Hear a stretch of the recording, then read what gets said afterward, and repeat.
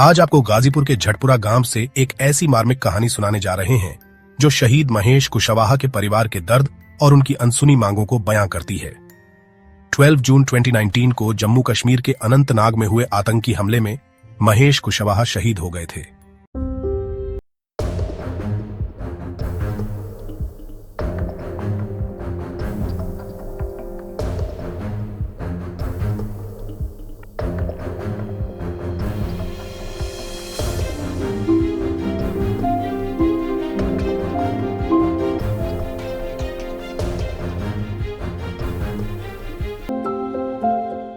उस हमले में उनके साथ 4 अन्य जवान भी अपनी जान गंवा बैठे।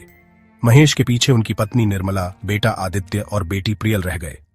निर्मला बताती हैं कि उस दिन सुबह 7 बजे जम्मू कश्मीर से फोन आया जिसने उनकी जिंदगी बदल दी। खबर सुनते ही वह बेहोश हो गई और उन्हें अस्पताल ले जाया गया। उस समय उनका बेटा मात्र 3.5 साल का था और बेटी 2 साल की। प्रस्तुत है कुश प्रकाश पत्रिका की विशेष रिपोर्ट।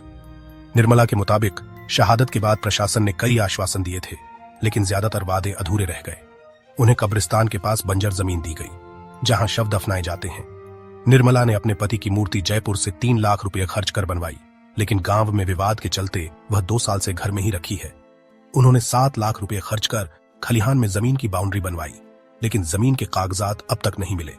निर्मला कहती हैं कि प्रशासन ने वादा किया था कि बच्चों की पढ़ाई का खर्च उठाया जाएगा, लेकिन यह भी पूरा नहीं हुआ। महेश के नाम पर न तो कोई सड़क बनी, न गेट बना और न ही उनकी मूर्ति लगाई गई। केवल एक नौकरी मिली जो परिवार के लिए काफी नहीं है। शहीद की मां राम दुलारी आज भी बेटे का जिक्र सुनते ही रो पड़ती हैं। उनके पिता गोरखनाथ के चेहरे पर भी बेटे को खोने का दर्द साफ दिखता है।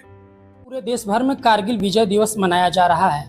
उन शहीद के परिजनों को सम्मान दिया जा रहा है जिन जवानों ने अपने देश की, अपने माँ भारती की रक्षा के लिए अपने प्राणों की आहुति दे दी।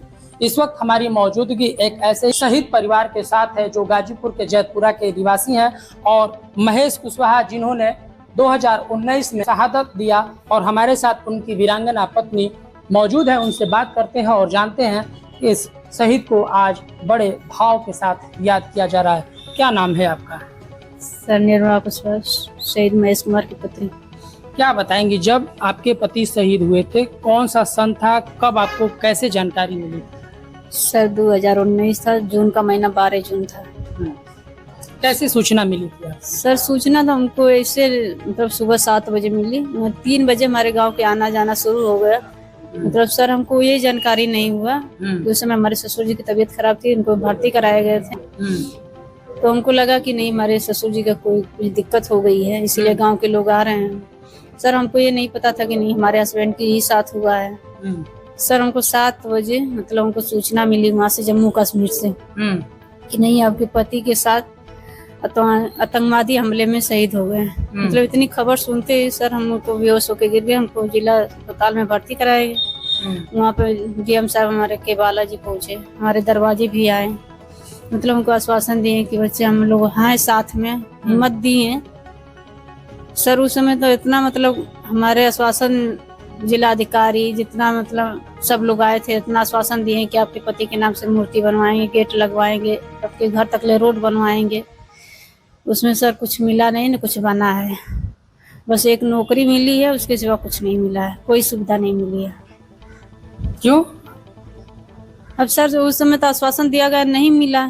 सरकार को हम लोग एप्लीकेशन भी हम कितना बार चंदौली में भी भेजे हैं बच्चे के लिए पढ़ने के लिए, क्या कि आपके बच्चे के पढ़ने के लिए पैसा भी मिलेगा, उन सबों को नहीं मिलता है पढ़ने के लिए।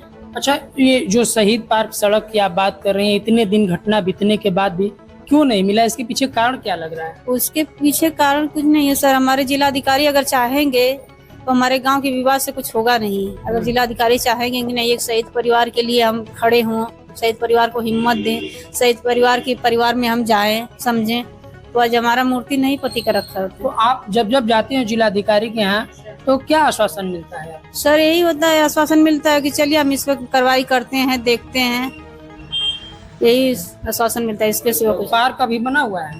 पार्क बना है सर। तो उसमें क्या है? पार्क की क्या स्थिति, क्या विवाद है?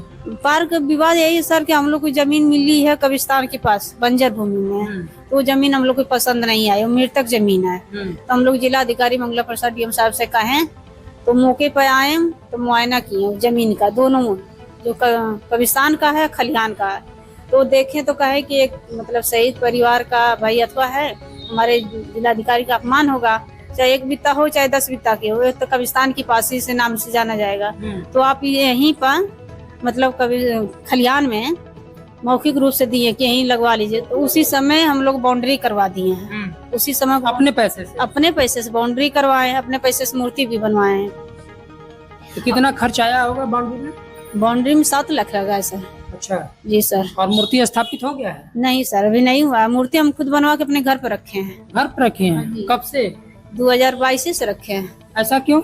सर गांव के विवाद से जिलाधिकारी की अब सहमति नहीं उसमें। आज जिलाधिकारी को सहमति रहता तो लग जाता, आज जिलाधिकारी को सहमति नहीं है सर। मूर्ति में कितना खर्च लगा? मूर्ति में 3 लाख लगवाए हम।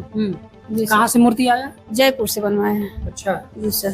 तो मतलब अभी मूर्ति जो जमीन मिला है पार्क शहीद के नाम पे वो विवादित है और मूर्ति स्थापना नहीं होती? जी सर नहीं, वो खलिहान की जमीन है। गांव के लोग कहते हैं कि नहीं उसका कागज दिखाइए। तो हमको जब मौखिक रूप से जिलाधिकारी दे गए तो हम कागज कहाँ से दिखाएं? किसी मंत्री नेता अधिकारी से मिले या? मिले हैं सर, केशव प्रसाद मौर्य से भी मिले हैं, जिलाधिकारी से भी मिले हैं, चंदौली भी हम एप्लीकेशन दिए हैं। तो केशव प्रसाद मौर्य क्या बोले? वो तो जिलाधिकारी से कहें, उस समय जिलाधिकारी आरका खौरी जी रहा है, तो उनसे कहें तो कहें कि आपके गांव के मतलब अथवा है, विवाद है, तो आप अपना समझिए, उसमें हम क्या कर सकते हैं। मतलब जिलाधिकारी भी इन्वॉल्व नहीं हो रहे हैं? जी सर।